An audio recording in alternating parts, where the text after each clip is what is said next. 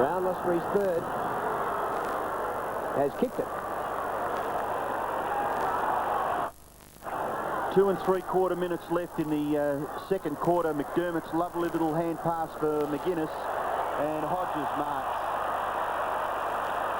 He's kicked 5.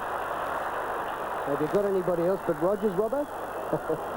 Well, it doesn't matter if it keeps hammering down as quickly as that. That was just... You've just got to stop the ball from coming up the centre like that.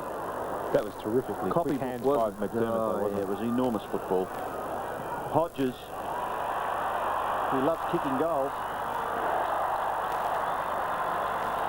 he just absolutely eats goal kicking, Scott Hodges. He's got 6, and still 2 minutes left in the first half. Well, when you're pushing the ball forward, you've always got an opportunity to do something. On that occasion, McDermott, wonderfully quick hands, almost a flick pass on that occasion over to McGuinness. McGuinness just threw the ball onto his boot, ended up being a beautifully weighted torpedo, and Hodges, who's very quick for his size, about 6'3", out in front of the Rodgers. 95 to 29. Oh, good tap. And Jarman again out of the middle. Hodges, another chance. You just heard Tim very quickly, but that Rehn ruckwork, that was classical ruckwork. Oh. You do those things at training hoping that it might come off in the game, but very rarely does it. And that was just a very deft little tap over to Jarman, straight onto the boot, and once again Scott Hodges out in front. Well, you don't often kick 5 goals in a quarter in the AFL, but Hodges has already kicked 4 in this quarter.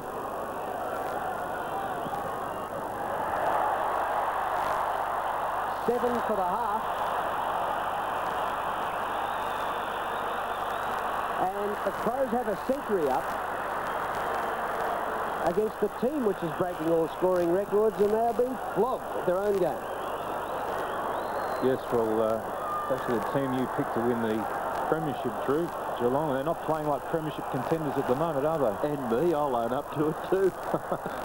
I'll take your money off you too, Robbo. No, I think that Malcolm Blight has just tossed his team around. I know it's making a defensive comment on their behalf, but they're just being beaten by a far better side. I mean, Adelaide, right from the start of the game, when McGuinness kicked the first goal, they've been enormous.